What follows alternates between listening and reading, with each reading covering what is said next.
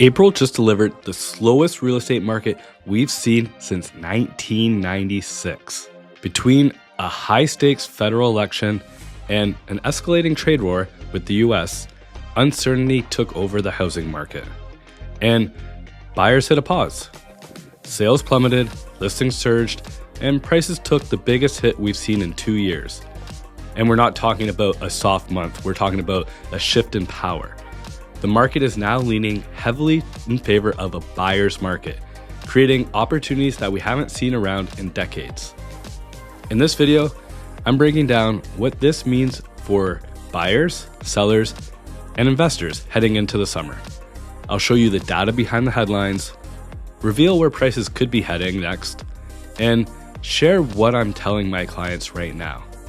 So if you've been waiting for the right time to make a move, this is the update you can't afford to miss. Hey there, I'm Matt Sloan, and I'm a realtor here in the Greater Toronto area. And if you could just take 2 seconds to hit that subscribe button, it would mean a lot. And if you do like this video, hit a thumbs up. Lastly, if you have questions after this video, feel free to click that link in the description below and book a time with me for a call that works for you.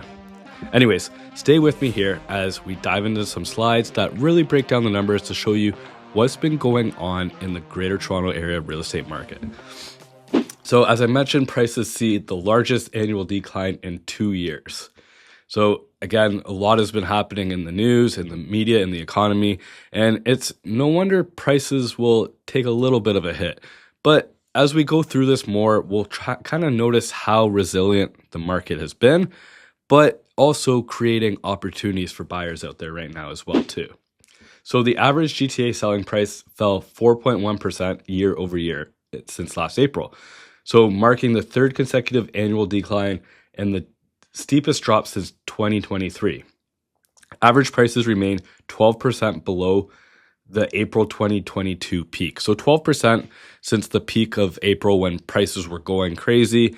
So all in all, with all things considered, not too bad as a whole. But they remain 35% higher than April 2020. As I was just mentioning, we've seen so many things happen in the last few years and within the economy, within interest rates. And to only have that drop of 12% since April 2022 really shows how resilient the Greater Toronto Area market is. So as I mentioned too, it's 35% higher than April 2020. So we'll see what's to come here. But as you can see, the average monthly selling price for April was $1.1 million, or just over $1.1 million. So specifically speaking, the detached and condo segments saw the steepest decline. So detached homes and condos, as we've heard a lot in the news about condos, how we've seen a lot of inventory hit the market there, but the average price down 5.4% for detached and 6.8% for condo market. In the past 10 years, average prices increased by an annual 6.6%. So over the last 10 years, if you bought 10 years ago, on average, you're going to be appreciating your home value by 6.6%. So active listings approach an all-time high, which is why we're kind of seeing this softening in price. And the condo sales under the 500,000 mark jumped 45% compared to last year. And sales entry-level low-rise homes under 700 also saw an increase in activity. So this is something that does jump off the page, like, whoa, 45% compared to last year in terms of sales under 500,000 in the condo market, and under 700,000 for sales of entry-level low-rise homes. But the thing is, we really haven't had that much inventory and opportunity at those price points over the last 3 to 5 years. So it's no wonder that we're seeing such a huge jump at that price range in terms of sales, because we really haven't had even the opportunity to buy at that price point. So this also shows that first-time homebuyers are trying to take advantage of the opportunity in the market right now and getting in at prices we haven't really seen in a few years. So overall, GTA home sales fell 23% year over year in April. So the home sales fell 23% since last April. So just 5,600 transactions we had this past April, which was the 5th consecutive month of annual declines. So year to date, sales reached 18,496, down 21%. So January, February, March, April, we saw a total of 18,496 sales, again, which was down 21% compared to those months last year. And as a reminder, the last couple of years, we have seen the slowest real estate market here in the GTA that we have seen in decades. So the fact that we're still trending with a slower sales volume, and not by a bit, but by 21%, really shows you how the market is slowly moving right now and also creating opportunity for people. So next, the number of active listings here in the GTA rose 54% annually in April to 27,386 homes as new listings climbed for the 16th consecutive month, exceeding the 10-year average by 11%. So people still want to get active in the market, and people are still trying to sell their homes right now. As we can see, everyone keeps expecting this pent-up demand. People are expecting the market to turn as interest rates fall or have fallen. So we've really seen a surplus in inventory, which again has created some opportunity in areas. But as you see here, it's gone up 11% over the 10-year average. So we're typically around, on those heavier active listings months over the years have been around 17,000 active listings. We're up to over 27,000 active listings right now.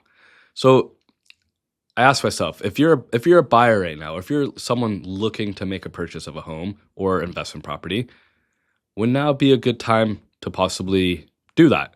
Would you rather purchase a home like back in 2020, 2021, when we only had 10,000 active listings on the market? Or would you rather get into the market now when we have over 27,000 active listings on the market? So something to think about if you are on the fence of making that move, or if you're a first-time buyer. A lot of opportunity right now to not only choose from, but to more so take control in the market right now with an offer going into a purchase of a home. So speaking of conditions and closing days and deposits and all the stuff that we can put into an offer, and having the time to actually take your time and think about what you're about to do, it's creating a more comfortable feeling for buyers in the market right now. So inventory on the market was equal to 4.9 months of supply in April, the highest level in over 30 years, and 2.5 times higher than the 10-year average of 2 months of supply. So typically, the spring market, it's busy. You're not seeing a lot of supply on the market as buyers are out there absorbing what's active on the market during that time. Right now, we've seen the highest level in over 30 years. In 30 years on the market for April, with 4.9 months of inventory. So again, if you're a buyer right now, it could be a good time at least to see what's going on, because there are some opportunities out there, depending on what you're looking for. Active condo listings broke another record at 9,702 units, rising 42% annually and 126% above the 10-year average, with 6.8 months of inventory in the condo segment. So first-time home buyers, investors, this is a really good time to start taking a peek at the condo market to see if there's something that works for you, whether it be an investment or whether it be you're a first-time home buyer. Now is a good time, just from selections, from supply, control, with offer, as I was mentioning, could be a good time for you to start taking a peek at the opportunities that there are in the condo space right now. And when we look at the condo market, sales dropped 30% to the lowest April level in over 2 decades, to 1,430 units. And that's excluding 2020 though. While average condo prices fell 6.8% year over year to 678,000, a 5-year low. So as we can see here, this just kind of shows the difference from detached homes, row semi-towns, and the condo space. So you can kind of see here, as I mentioned, detached homes dropped 5.4% to an average of 1.4 million, or just over 1.4 million.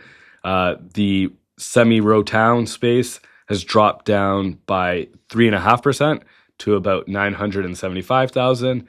And the condo space has continued to decline a little bit there, by a more significant drop here at about 6.8% to 678,000 for average sale price. And you can kind of see here, these are the years for April, months of April, for average sale price over the years since 2016.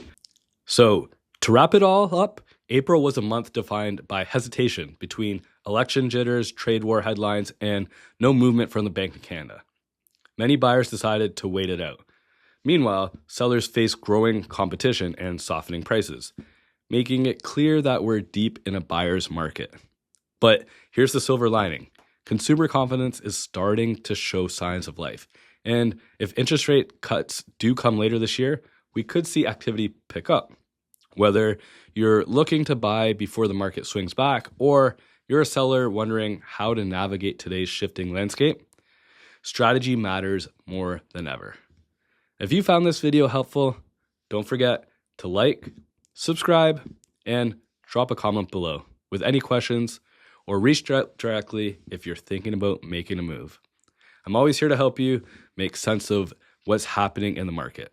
So thanks for watching, and I will see you in the next one.